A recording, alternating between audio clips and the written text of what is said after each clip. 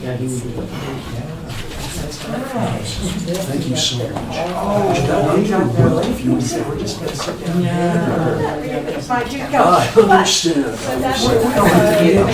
There's nobody Nice behind having a more veterans.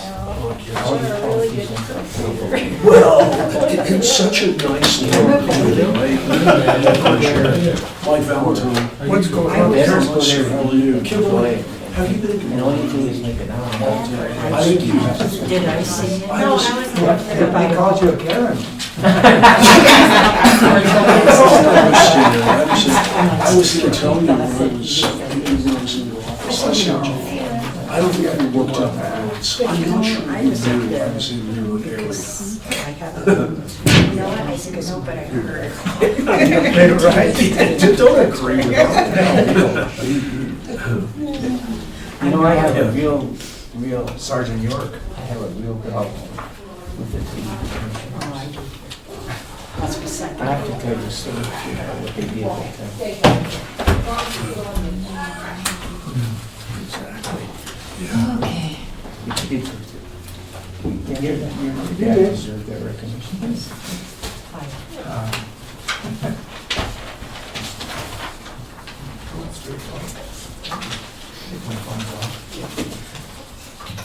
Good afternoon. Today is Tuesday, November 12th. This is a work session. And at the end of the work session, we will have a special meeting to include an executive session. Item number 1 on the work session is discussion of natural medicine ordinance. Before we start, I just want to express to Mr. Valentine and Captain Backrack and anybody involved with the snow removal. This weekend was awesome. I saw fire trucks out, I saw emergency personnel out almost constantly over those 3 days, and I just want to thank you, Mike, because I know you ramrodded that, and please thank the Road and Bridge people. I will thank the Road and Bridge and their crews and the departments that jumped in and helped. I didn't ramrod anything. They do a good job without me. Okay. And I'd like to say too that, you know, today, there's some really bad places up there in construction in Allendale, and those guys were out there working through lunch, fixing those potholes. And I stopped and told them I really appreciated that and thanked them. So I want you to mention that, I because will. they were I'll pass really it doing a on. good job. Everybody's quick to criticize, but not so much to praise him. Yes. I just want to put that on the record, whatever that record might be. Okay, back to the work session. Item number 1, discussion of natural medicine ordinance. Mr. Downs. Thank you, Mayor, council members. Hopefully you all have a draft of the ordinance in front of you. Yes. And as we begin this conversation, I would like to emphasize to you that natural medicine is different from, say, marijuana and that licensing scheme in a number of different ways. But one of the main ones is we are not a dual licensing authority. Now, I know I mentioned that in an earlier communication to all of you, but it's not dual licensing. It is state licensing only. So that we will, council, the city, will not be issuing local or city natural medicine licenses. And of course, we will, as always, be issuing business licenses. And that's why a lot of this is so important, is that the recourse that the city would have if anyone were to run afoul of these considerations in our ordinance, it would be to revoke their business license for violating something. But we do not have, again, dual licensing like we have in marijuana. You know, all the licensing applicants that come before you, all those hearings, that will not be done for natural medicine. And as I have said before also, these are time, manner, and place restrictions. And so, 2 thoughts on that. One is, as I have said to you, municipalities are not given the option of being out of natural medicine. It's incredible, and Councilman Williamson wanted me to really emphasize this point for, citizens, and that is, this is not something you guys are electing to do. This is happening, and municipalities are required to do this. And all municipalities can do are time, manner, and place restrictions on where this kind of thing is being done. Another point that I want to emphasize, and that is when people go in for doing mushrooms, let's face it, that's what this is. I mean, primarily is to ingest mushrooms. They will be going to a natural medicine establishment, what would really be an administration center, and they will go in there. They will have first had to have had a session to get acquainted about what they're going to be doing, and meet with a therapist. Just a second, please, Councilman Thurman, and I will get right to you. But they will have that session. Then they will go in for the administration session, and everything will be done there at the facility. And they're not buying mushrooms. You can't get mushrooms to go, at least not yet. And they will be given the amount that they are going to be given, and the whole experience will be at the center while they're having their administration session. And so hours of operation are important, because if somebody is going to be doing this, they're going to be at the facility for a minimum of 6 hours.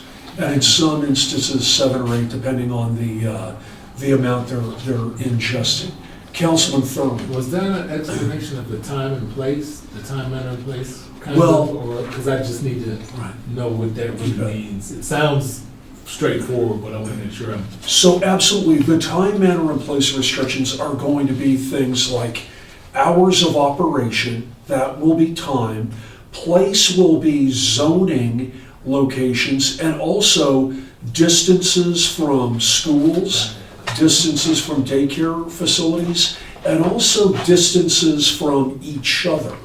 And I don't have that in your draft ordinance, but I wanted to make that, that point, and that is, you may want to say that you could say 500 feet from schools is how far they have to be, but they have to be 1,000 feet from each other.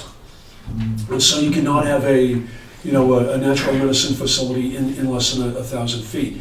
You also have in your packet of material from last week, you have an overlay of 500 feet and 1,000 feet from schools in the downtown area.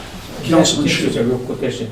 On the 500,000 feet, is that set by us or somebody else? It's set by you. So if we want to put 2,000 feet away, we can put that, right? You could, although that would probably effectively eliminate them. It would be kind of a backdoor, right? Because like HTA or the school down here, Right.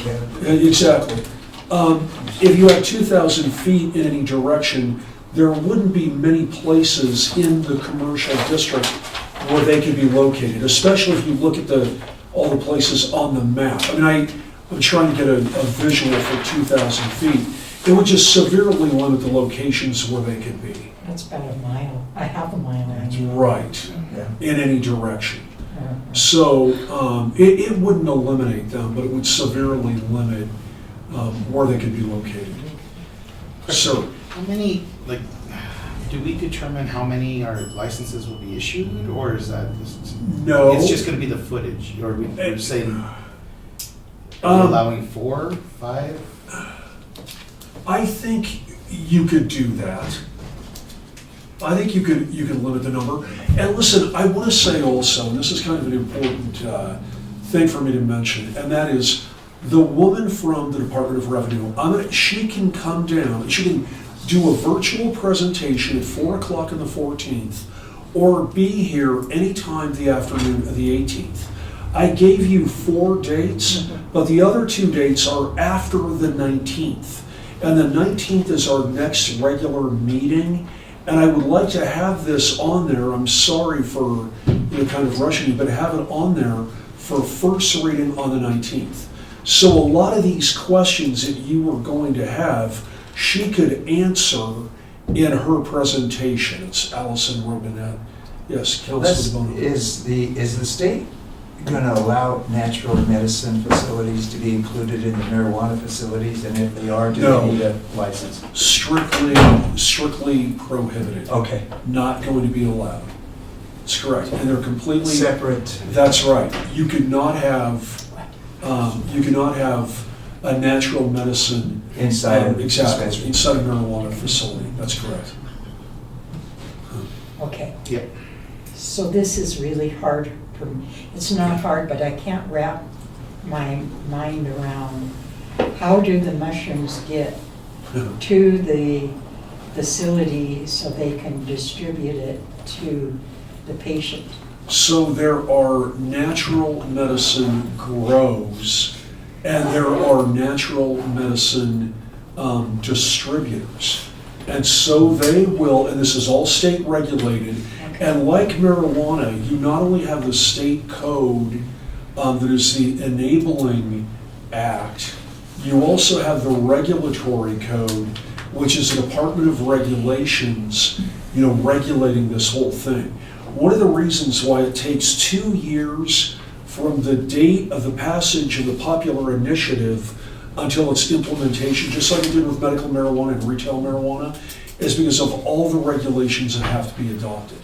But that is how, Mayor, they have these facilities and these distribution networks for people when they're doing this. And we won't have anything to do with any of that. So the mushroom goes from the distributor to the treatment center? Correct. There's no middleman in That's there. right. Okay. That's exactly right. And I don't know, how much they're going to be charging for a session. I don't know, right? I don't know that anyone is really going to be, wanting to do this. It doesn't sound like, a moneymaker. But I've been wrong before. And, so, Has the county taken any action with regard to the state statute yet? not that I know of. And they can't prohibit it? That's correct. And it's important when this comes into being that we have our ordinance in place. That's one of the reasons why we would do a moratorium, and people hate it when I use that word, but we would historically do a moratorium until we could have an ordinance, right? So that you wouldn't have somebody having an establishment that was not subject to our ordinance, if that makes sense. But I was afraid about doing a moratorium since municipalities cannot ban these things. Oh, right. But we'll have it just in place in time if we hold to this schedule, because it will happen January 1 of 2025. Okay, and so the zoning areas that we're proposing are community, commercial, historic preservation, and industrial. What zoning covers hotels, inns, things like that? Is that community commercial, or what's that? This is when I look to, Yeah, most of them would be community commercial. Is that right? Right. Because I hear you, Les, that I don't know that this is gonna would have any significant financial reward for Trinidad. On the other hand, it is the only state in its area that has decriminalized the use of not medical marijuana, but mushrooms. And so I can see it as a place where people from other states might come for that experience at a special facility that is designed to facilitate that. So it's possible that it Right. could. I think New Mexico is researching OLA today, and there are a couple other states, I think Oklahoma and even Texas, are looking at the issue. So I don't know. It's not my concern is that either one of those, I'm trying to figure out where one might be located. Either one of those 500 or 1,000 foot Right. limits. Downtown, I don't even know. Is there any area downtown? It would be nice to have an overlay map of that shows the districts, the zoning areas where it would be permitted. So, in your packets, there is several maps, one with the 500-foot radius and one with 1,000. And it's kind of muddled a little bit, but all those circles around schools with the S Right. show that. But zoning, your historic preservation district is within The red. the big green S there, and it's kind of outlined. I see now. There's a little bit of area there, Oh, yeah. and then the commercial zoning areas are all the pink-ish Okay, spots, and then industrial is the dark blue. possibly. I don't know if that helps. Yeah, it does. Okay. Online, that was difficult to see, so it's Yeah. easier on paper. Thank you. So like out on East Main, it looks like there are potential spots Right. in the industrial Right. park in particular. Yes, and I think industrial is really appropriate for the cultivation locations and anything that is not an administration center or a place where people go. But and my thanks to Jenny Jackson for these maps. Although these maps, I think, are the same as the marijuana maps, with a few Close, yeah. right, with a few additions and maybe subtractions. But anyway, my thanks to her for these. But you can see, I mean, the 500 feet versus 1,000 makes quite a bit of difference. And 2,000 would be pretty, those would be some pretty big circles. But anyway,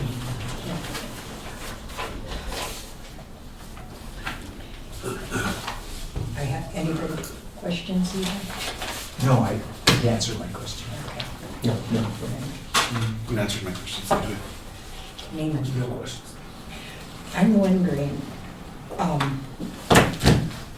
if, I'm worried about the quotas on the downtown area. What is your feelings about prohibiting them from the historic district? Like we did like the council that did the marijuana legislation. I want your opinion. I think if it was tastefully done, yeah, right, I know that's a big if, that it would be like offices, right? I mean, that's how I envision this, and it would be okay.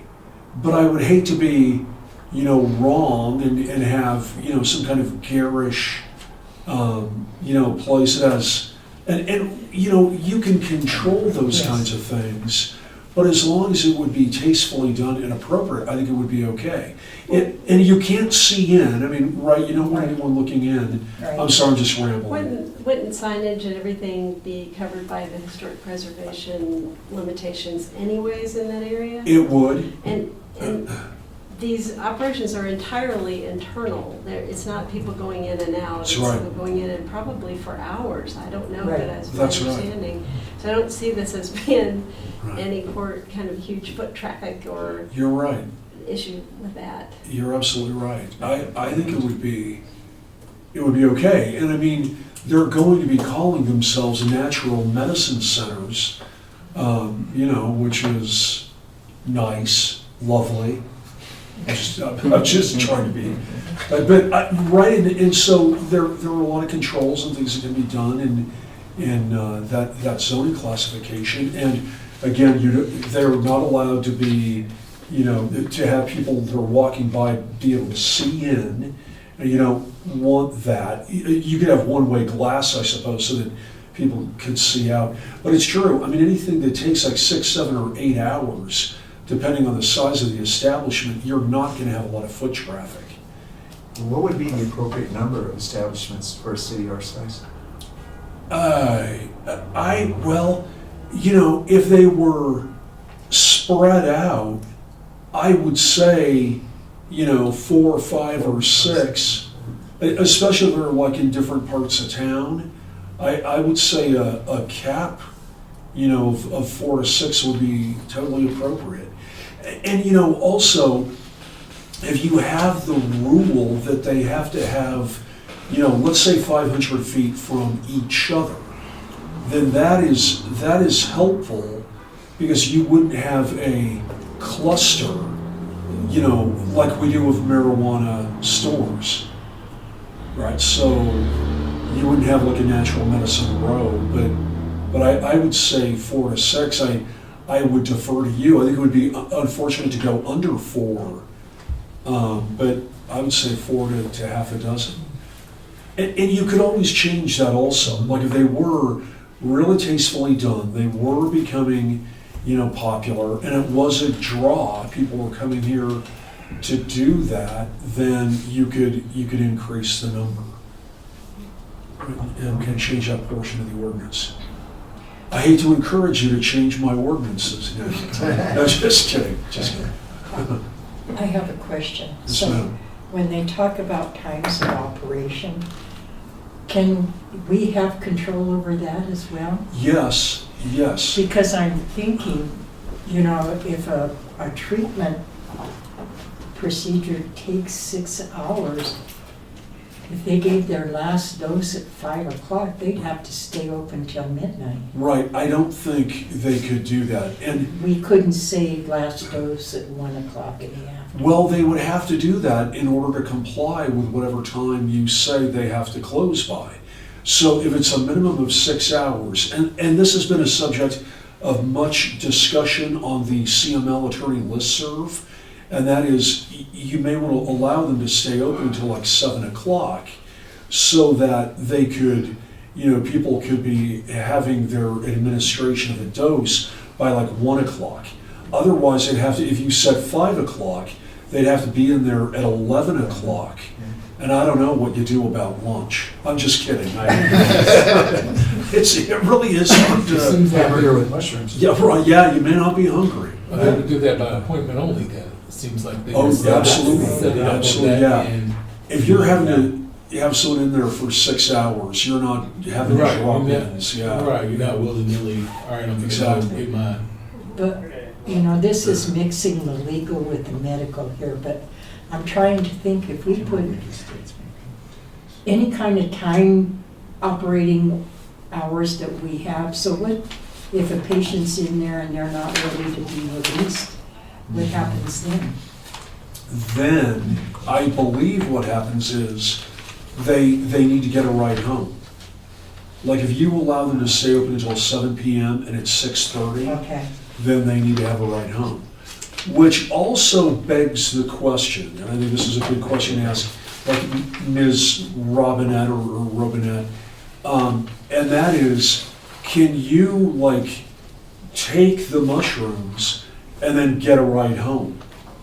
I don't know the answer to that question. As I read all this, I don't think that's the idea at all. No. I think agree. You have to be under the supervision of a facilitator, and they are supervising what happens, and no, people I- are not leaving under the influence of anything. I agree, and that's the impression I get also, but if it is almost 7 o'clock, say, and they still feel the effects, you're not going to want them to drive home. I think that would be part of what their business plan would have to, I think we may be getting too Good point. much into the weeds, to do that, to say, you're closing at this time, so they need to figure out what they're gonna do if there's someone who's not You're finished right. with the process. You're That's right. not our issue. You're right. But it is an interesting question, but I think that's absolutely correct. never did I know I was gonna be talking about mushrooms. I know. Yeah. Is there such a thing as driving under the influence of mushrooms? Oh, absolutely. Is there? Absolutely, yes, and federally, it's gonna be another kind of weird thing. I don't know what schedule psilocybin is. Like, let's say it's a Schedule 3 controlled substance, but it's not legal, federally, so it's like marijuana. We're gonna have another kind of They have divergence it. between So federal and would state. our PD have to get special equipment to test for? They already have that, They do? and yes, absolutely. I mean, and if they suspect that someone is driving under the influence of any kind of illicit substance, they'll ask for a blood test. You can't then elect to take a breath test. Okay, They'll ask for a blood or urine, but generally require you. The express consent law says that you have to submit for a test of your blood if it looks like it's drugs. anybody else have any questions? I think we're gonna get clarification Yes. from the lady from the state that'll, you know, One thing answer. I would think I would say is that the state law permits people to use mushrooms already personally. That's They right. can't purchase them, but if somebody gave them to you. So all of the issues that arise about driving, all that, that's unsupervised use. This is supervised use. You're This right. is, if you're going to do this, this is the safest possible way to do it. So, Yeah, that's not in our hands, that's in the. Right. Well said, Counselor. Yeah, no, that's absolutely right. I just want to make sure we're prepared. No, oh, no, I understand. I understand. And like you said, Mayor, it's a lot to wrap our heads around and get a sense of this. So, do you want a distance requirement between facilities? Number one, and this is not, this is giving me direction and consensus, not decision-making, but just so I can put that paragraph in here. Why don't we go by and count who wants what? We'll see what the consensus is. Okay. And specific questions are distances between facilities and distances between schools, daycare centers, and those things. Okay, you first? you first. Okay, I think the 500-foot distance is appropriate. I don't think there's a need to create 500 feet between each facility. I don't think this is going to be a situation like marijuana dispensaries, because it's a whole different ballgame that we're talking about. It's basically sort of setting up a medical office and probably comfortable rooms with, it's a totally different thing. And so I don't see that as being an issue. So I think 500 feet from schools and child care things is fine. Thank you, ma'am. And also number of facilities. Like Again, I don't see a reason that we need to do that. Okay, thank you. Councilman DeBono. Well, looking at it geographically, yeah, it makes sense, it's 500,000, the proximity is just, you'd only have maybe 2 establishments if you went 1,000 feet, and you want to get your bang for the buck, I guess, so to speak. So, yeah, 500 more pragmatic than 1,000. Okay, from schools. Yes, sir. Thank you, sir. And from each other. Oh, definitely. Okay. And the distance, you want 500 feet? Yes. From each other, okay. And number of facilities? I wouldn't, like you stated, I wouldn't go less than 4, and I don't know if I'd go more than 6, but I guess that's just dependent. It's kind of up in the air. You want to say 5? 5? Yeah. Okay. You tell me, sir. 4, 4? yeah. Okay. Frank? 3, 2, 1. I know. Oh, I don't know. I'm not too enthused about either one of those, but I'd like to see 1,000 foot from the schools and then the 500 foot. Could you do that? Yes, sir. Between the businesses, because I think the further away from schools, the better off we are. Okay. And then as far as the number, I don't think you're gonna get more than 4, but 4 would be, I think would be a fair amount to start with. Okay, thank you. I agree with Councilman DeBono. I think 500 feet on the distance from the schools is fine. 500 feet from each other is also fine. I say 5 max. Okay. Councilman Thurman. 5 max, but I really would love to talk to this lady that's coming on the 19th, because she might have some information that reflects bet. other towns and other scenarios where it's working like You're clockwork. So, but I will go with 500 feet from each other, and is it 500 feet from the schools or 1,000? Okay, 500 feet. You want 500 or 1,000 from schools? 1,000. Okay. Yeah, the way that our town is set up, it's not like schools except for the Okay. school downtown. Okay. And did you say 4 is your number? 5. 5, okay. Except for the max, Okay. whatever. Okay. But I definitely want to talk to this lady and make sure that she's doing Understood. Yeah. what she's doing in the past. I will add all this to the draft ordinance, I think. Wait, Oh, I'm sorry. Oh, man. that's what I get for I'm being a sorry, gentleman. sorry. I think 500 feet for both the schools. And I really am reluctant to put limitations on how many and where, because that's free enterprise. And, you know, let the public decide. I know some people weren't happy with the marijuana shops, but the market took care of them, you know? Right, So Okay. just 500 okay, from schools. I mean, this community isn't that big. okay.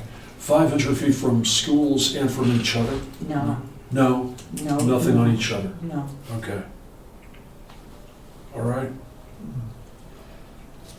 So I will have, I think the consensus is 500, 500, and 4. No? I mean, We so have 5. this will be like a bookmark. Tell me. No, I don't think we have consensus around 4. Okay. But So I'll just put like question marks. We can always go up, right? Well, that's right, or exactly. Yes, you I can. agree with Naaman that it will be very helpful for us to talk with her. And Yes. Okay. So I think, I don't want to make these decisions in Right. stone until we've had a chance. Understood. And again, all this can be changed, even after first reading, but want to have it in there for first reading. So, okay, good. Anything else you want to talk about? Did you nail down when, the 14th virtual or the 18th? No, good point. What would you guys prefer, the 14th virtual or the 18th live? For I always Ms. prefer live. You prefer live? Okay. Eli? Live or dead? Yeah. Get on my point. Live's fine. Live. Manny? 18, please. Okay. That is good. Okay, and That's can we what- say 3 on the 18th? Okay. Okay. Well, okay. All righty. Yeah. Chance to be here. Thank you for that. Okay. Item number 2 on the work session, discussion of Chapter 7, Article 8 purchases. Ma'am? Yes, sir. May I have number 2 on the work session moved to a later date? Yeah. Anybody have any issue with that? No. Okay. Since it was your idea, then. Thank you. Okay. I wasn't sure I didn't realize that was gonna come up that fast, so. Item 3 on the work session, discussion of Chapter 5, Article 5, vacant property registration. Mr. Trujillo, also known as Councilor. Okay, so Councilman. I wanted us to look at this because it looks like it's been a while since we've reviewed it. It's been going with all the information that we were provided. Thank you very much, that was amazing. We're utilizing it, but my concern with it is it looks like it's only affecting residential. Most of the buildings that I'm seeing, I don't really see any of the commercial, and I kind of would like to see at least the adage of the verbiage, maybe commercial industrial in there as well, included in that. 313 commercial, What building is that one? We only have one. 220, 267. Which one's that one? That's the name of the LLC, 267 North Commercial Street. Okay. So which one? So there's one there. One commercial building. No, there's 2. Okay. Main Street, there's one. There's another one on there. Yeah. Yes, Nick would fix it right there. Where? Mr. Mason, yes. Those are the anti-dilapidation properties. I'm just trying, I think the point you're trying to make is that we're looking at an ordinance that covers vacant properties, not only Right. dilapidated. So it sounds like, Mr. Trippie, what you're asking is that our ordinance at least specifically note that it applies to commercial buildings. Yes, thank you, Councilwoman, that's what I was looking for. I did send a copy to Mr. Valentine of what I was kind of trying to get the gist of, and I believe I sent a copy to Mr. Downs as well. Yes. On this, okay, so I wasn't sure. I'm never sure, I got a new phone and it's really kind of throwing me for a loop right now. It's actually sitting at home. So, but yeah, that's what I was just kind of looking for, is to see that it's cohesive all the way across. You know, if residentials have to pay it, commercial should also be involved in that as well. We need clarification on this because now, are people actually paying that money yearly for vacant properties? There are, and I would ask Nick if he wants to come up. There's a list, and mostly the ones that are paying are banks and mortgage companies Okay. that understand our ordinance and vacant properties. I don't know that residential, if we have any at all. Yeah, we have some residential, but like you said, it's banks, and it's usually or a bank will foreclose on our property, and then they'll almost immediately put it on a vacant list. They, and I guess it's pretty common for most municipalities, but they want us to know it's vacant. That way, in case there's any issue, we can say, oh no, that's supposed to be vacant, Or what happens a lot of times too is someone will come in and try to pull a building permit, and we'll say, but you don't own the property, actually, this bank actually owns the property. So they're trying to get something, so we can help stop that process as well. So that happens quite a bit as well. But, as far as enforcing it is a little tough. Right. We don't have the ability to go and tell someone your property's vacant. Right. That's where, yeah. So So- if like I said, it's mostly banks trying to protect themselves for the most part. And we'd like to see, commercial buildings downtown do it as well, but they're not as inclined to. I don't quite know why. So what's your concern specifically? It's just that it looks like the ordinance is a little vague. That's why I was wondering if that could be included in there, not just the verbiage of all, maybe? Of all what? All buildings, like residential, commercial, industrial, because to me, it's just, doesn't say, it just says vacant property. And there's just being vague like that, you can get away with that and just avoid it. Like, I don't know if I'm wrong on this, but. I think it should even more so apply to commercial buildings downtown. Yes. Even more so, all this stuff about blight, provide havens for criminal activity and vagrancy, all that is even more so true in the downtown area. And so if we don't have a system where we are not only providing for that for commercial buildings, we should be enforcing it.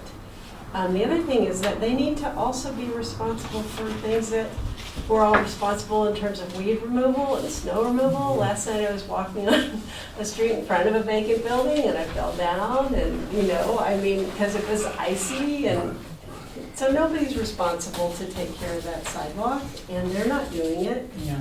So, let's wake them up and say, you not only have to pay to keep your building down here, you need to maintain it.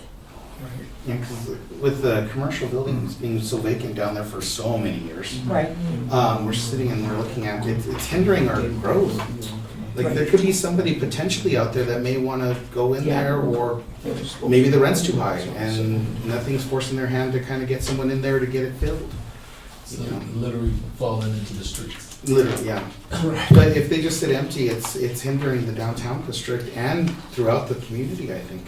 Well, Nick, excuse me. Go ahead. Just to clarify, what do we usually do on this situation? It's been going on for a long time. Is there anything that we need to add to this, that you would think that we can make this enforced?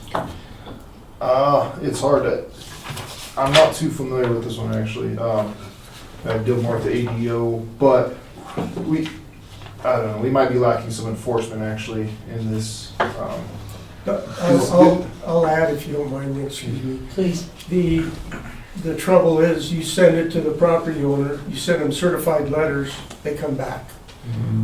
They're not managing their property as it exists now, and Right. they're absentee owners, a lot of them, and it's just tough. And we're not getting any response, so I guess we can work on adding some kind of teeth. The sidewalks with the snow removal, you know, we put those notices out, Facebook blows up, everything blows up, but nobody gets out there and shovels their walk. It's tough to enforce.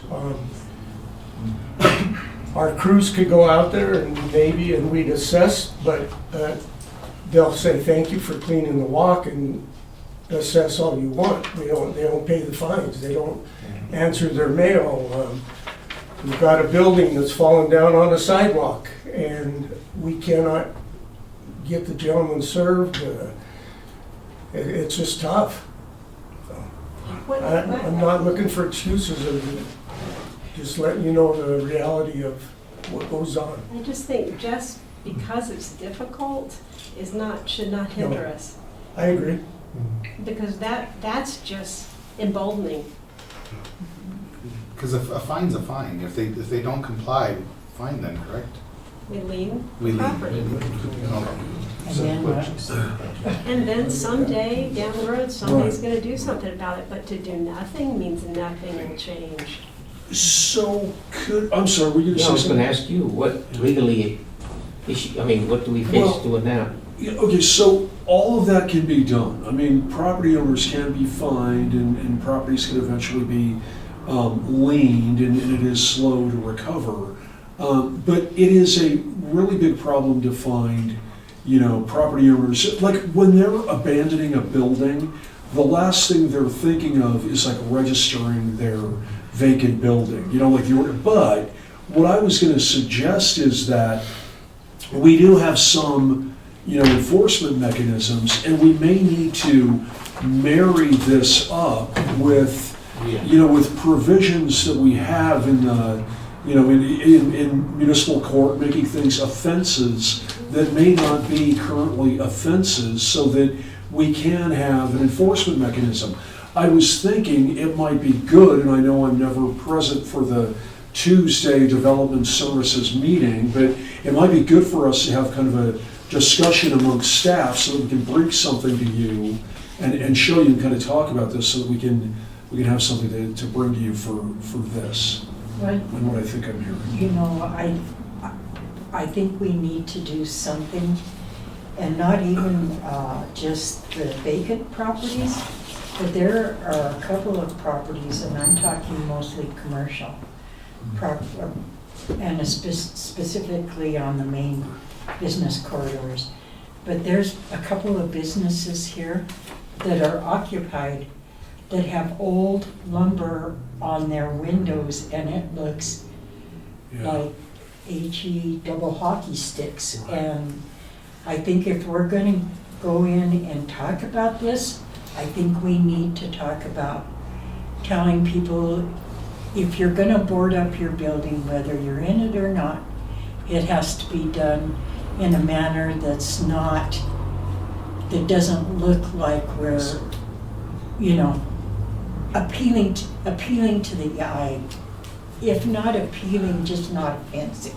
Right. I guess I would do that. And then we have a couple of businesses around town that are involved either with mostly auto repair, but they have these lots behind their buildings. The weeds in these lots are higher than the tires in the cars that are in the lot. I think if we're looking at this, we should ask for them to have privacy fencing on these properties. No, I'm sorry. I agree with all that, and I think all this needs to be married with the concept that we're trying to economically develop this area. Yeah. Correct. Because if it were economically developing, you wouldn't have a hard time finding those owners. No. If somebody's ready to buy there, No. oh yeah, here I am. Yeah, you're right, you're right. Yeah, right. And also is helpful, and I'm of course a visitor in Nick Mason's world, but like to, you know, if there is a vacant building, to be able to have contact, and I know we have some of that already, but so that you don't have a situation like with the Opera House, or there was something that could have been done to avoid that from happening. I'm not saying this would have worked, but it would have been nice. You know, I'm sorry, go ahead. No, I'm done, I'm done. Are you sure? Okay, a little bit, no, I'm done. Well, another thing that comes to mind as well, the vacant buildings downtown are a bastion for rodents and vermin and vice of any manner. You know, there's a hotel that's infested with raccoons. That's a problem. So the people that have buildings downtown that are occupied, we all have a problem because these creatures are a problem for us as well. Number one, and number two, and I think this is, of everything that we've discussed, this is the most important in my mind. You know, when the fire department or the PD or somebody has to go out to an emergency call on one of these buildings, what are these people gonna face in these buildings that haven't been either kept from the public or, you know, our people have to go in there to help the situation. And that, to me, that's very concerning, you know. Can while we're talking about that, can I make a point? Yes, sir. It's winter time. There's ice everywhere. We need to do something with that walkway at the old Hosman's building. I mean, they're walking on the street, somebody's gonna get killed or hit. I mean, you have to go all the way around and it's walking, it's icy, somebody's gonna fall. Who's gonna be responsible for that? Because we have the sidewalk closed. Right. And I thought we were having something done about that. They pulled a building permit, they're waiting for a little bit of funding, but they have a building permit in-house, in process, so, Tura's been working on that for right, almost a whole year. right. So we're at building permit phase.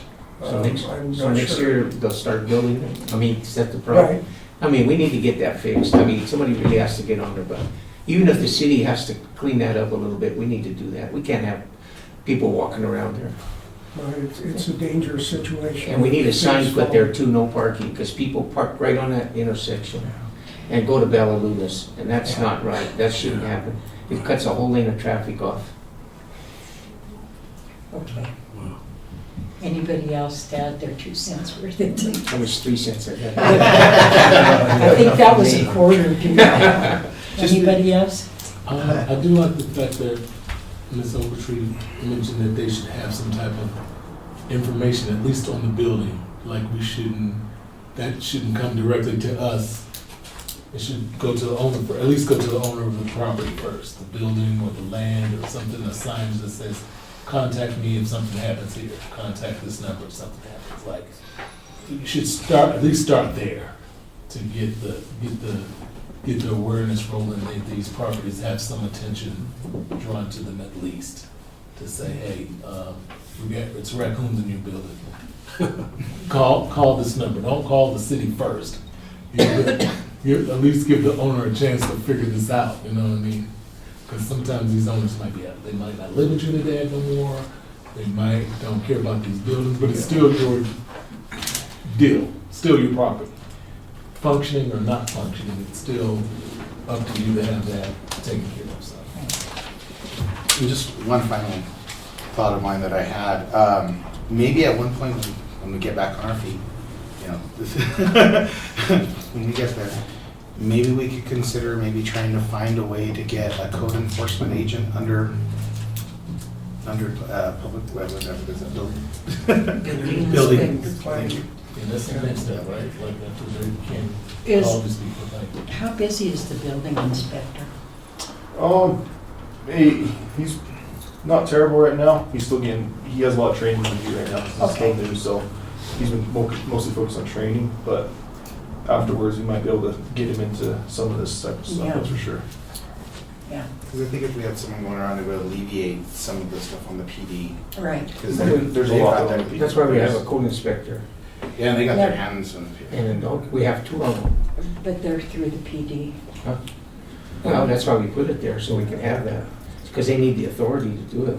If you send a private guy, they're not gonna pay attention to you, but someone that has We need- authority. Yeah, but we need some good information. Yeah, because for two of this whole town, this town's big for just two people.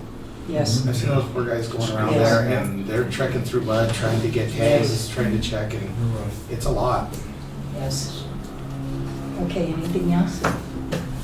All righty, thank you. Sure. Thank you. That's the end of the work session.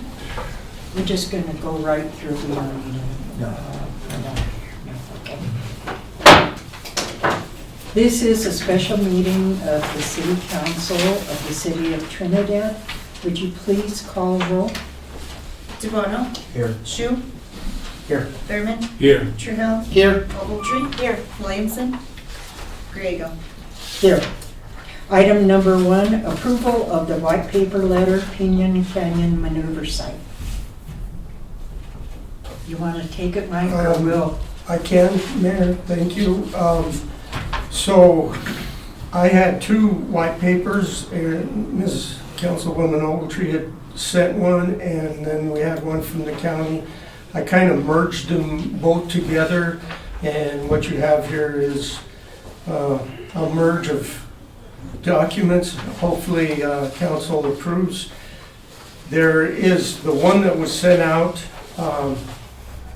There's a few errors, and we also got actual names of senators and representatives of the Department of Defense.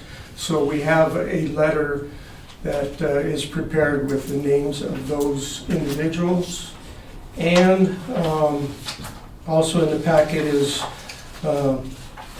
the white paper letter that the county had done as well. So if you have any questions or comments, Neiman, we'll start with you. Well, I guess we've got a bunch of names together to help move this process along. I'm gonna back whatever the play is that the mayor is gonna back, because it's a big pill to swallow for us, the white papers concerned, for us, the military, and I don't know how we got stuck into it, but I'm gonna back the play of the mayor. Does that make any sense? No. I guess background for anybody who hadn't heard, the white paper is for the relocation of Kinder Morgan gas line that runs through their facility. So, yeah. So it's a white paper to Congress and the military to back the funding to move the line. The city has an interest in that. We're a community near the facility, and we want to work with them how we can, I guess. Mm-hmm. Daniel, do you have any questions? That's my full name. Yeah. No, I didn't have any questions on it. The verbiage seems right. I don't have any problems putting my name to this. Thank you for working on that. Yes. Councilwoman Ogletree, thank you, Mr. Valentine, so much for putting that together beautifully, because it flows very, very well. Thank you, and I don't have a problem with it, and I don't have a problem supporting it at all. Mr. No, DeBono? no questions. Mr. Shu? They call me 2 names. I was looking at you. Yeah, right. I understand that. Yeah, okay. Nothing really, just I guess a joint venture with the city and the county is, I guess, okay. It's gonna reap the benefits either way, whether the city doesn't adhere to what the county wants and what the government wants. But, yeah, okay. Aaron? So as I've said on other occasions, I have not really understood why they wanted a white paper from us, because my understanding of what a white paper is kind of an independent verification of data and mostly what is in this, which was taken from the county paper, are things that the military has represented not only to us and to the county. And the way that I wrote my draft was more acknowledging that based on these representations that they've made to us, we're okay with this because they've assured us that they intend to continue their commitment to the environment there, historical, natural resources. I mean, Pinyon Canyon is an amazing place. And my only concern about just giving them a blank assurance that we're all good with this is that I want them to know that we are counting on them. The reason we're doing this is because we're counting on them to continue to protect that site. What they want to do is more artillery, more heavy-duty use of the site, which they can do if the gas line is moved. So I'm okay with this conglomeration of the points. I appreciate that it includes the statement that in my draft I had said that we appreciated the Army's responsible use of the site to do advanced military training while carefully protecting the site and mitigating any effect its training operations might have on the wildlife and remarkable historical and natural resources found there. So I appreciate that that's in there. I still don't get why we would make any kind of independent representation of any of this and not just say, this is what the Army told us, and we credit them, you know, with telling us this is their position, but we, as far as the city independently verifying all of this stuff, we haven't done that. And I don't understand why just a letter of support wasn't the way this was requested of us. I don't know, I've never understood that, and I never will. Well, I guess you have to be in the Army to understand that. I don't know. It's my understanding the white paper is not our letter or the county's letter. It's a packet of information that goes to the Pentagon is what I heard. That's not what a white paper is, and especially Well, if we it might call it a be white the way paper. that's what it was explained to me. Okay. By the Army, I don't know. Yeah, I mean, legally it might be something different. I have watched MASH, so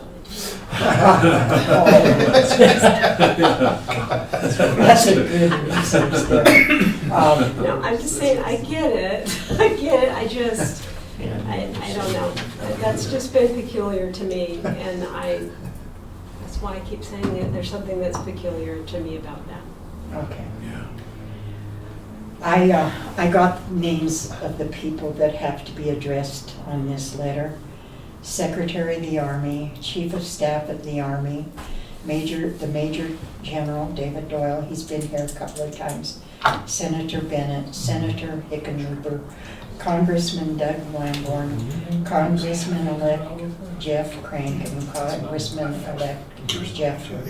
So evidently that's just what the Army is. So do I have a motion to approve the Quick question before we go. We got that today on the change of command. Do we need to change this? No. We don't have to change it? No, the commander, that's a company, no. Major, Because Doyle's going, right? no. Those are colonels, he's a general, Okay. he's staying there. Just making sure we got the right names Okay, on there. Okay. no, he's right. General Doyle is in charge of Fort Carson. Okay. Colonel Oxenbog's in charge, the garrison commander here, and Pinyon Canyon maneuver sites, so yeah. Okay. Motion. So moved. Second. Second. Call the vote, please. DeBono, Yes. Shu, Yes. Thurman, Yes. Trahell, Yes. Ogletree, Yes. Griego. Yes. Item number 2, approval of city attorney employment agreement. This is going to be a tough one.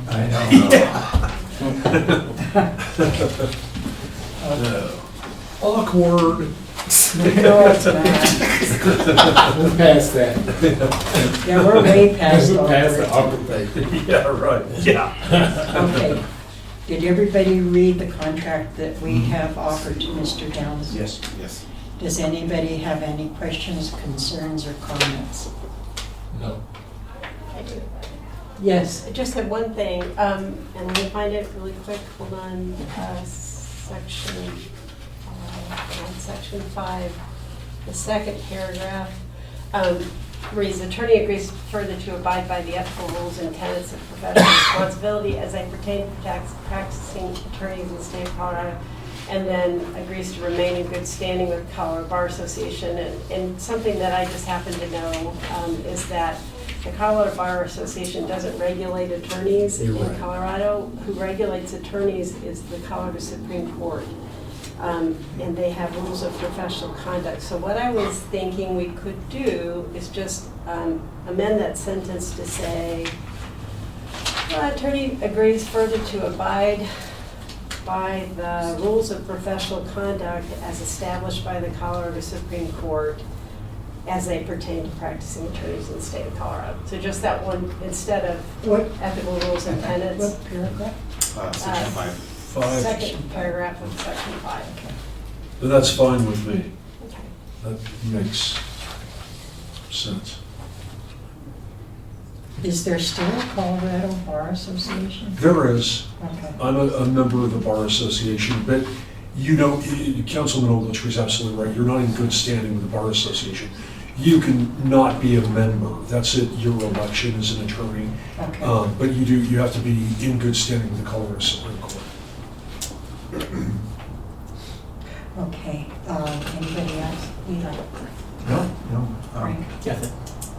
Randy? I didn't see a tie allotment. You didn't see what? A tie allotment. Yeah, right. That's right, Tyler. That's right. I have a couple of questions. Oh, boy. Just kidding. Did I say that out loud? Just kidding. Go ahead. Wow. I know, that's right. Such disrespect. I didn't mean it that way. Okay. Yes, you did. So it says in here, and this is just point of clarification for me. It says on section 1 duties, Yes, ma'am. that you take direction from the city manager as well as city council? Yeah, that's not correct. That's right. I mean, you guys are my boss. But that's been in there. Okay, But, I mean, we all know the division of right. duties, and he doesn't take direction from me, just legal advice, and I don't take direction from him. I mean, we all know Okay. that. You were my boss, and you're my only boss. Okay, I just want to make sure that there's never a point between what the city manager asks of you and the council. Absolutely, absolutely. It's understood. Okay. And another question, this is a budget question Okay. for Cheryl. So if we start you on December 1st with this new contract, then your wages will be effective, the new wages will be effective December 1st, correct? Will that how does that, or does it affect our budget at all for 2024? Very minimally? Yes, it's minimal, so Okay. we're already dipping in the reserves this year anyway, so Okay, it doesn't make just sense. a little bit more. Well, I tell you what, how about if we make it effective January 1st? I think that would be better. Is that okay with it?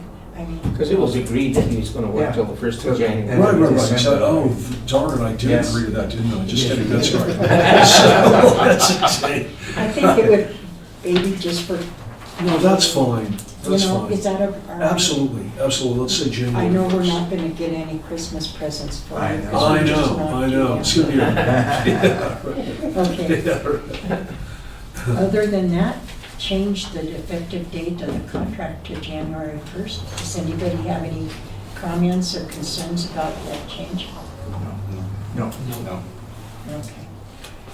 So I need a motion to approve the city attorney's employment agreement with the two changes, one being that he's under the supervision of the Colorado Supreme Court is one revision, and the second one is that the contract will commence effective January 1st of 2025. So I need a motion. So moved.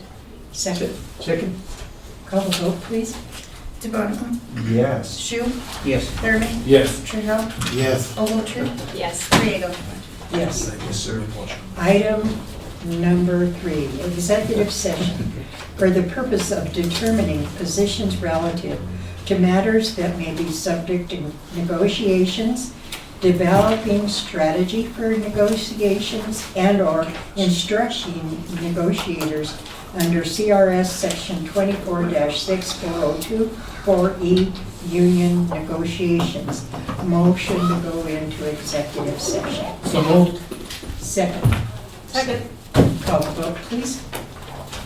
DeBono, Yes. Shu, Yes. Thurman, Yes. Trahell, Yes. Ogletree, Yes. Griego. Yes. Let's give it 5 minutes for the room to clear and then we'll proceed.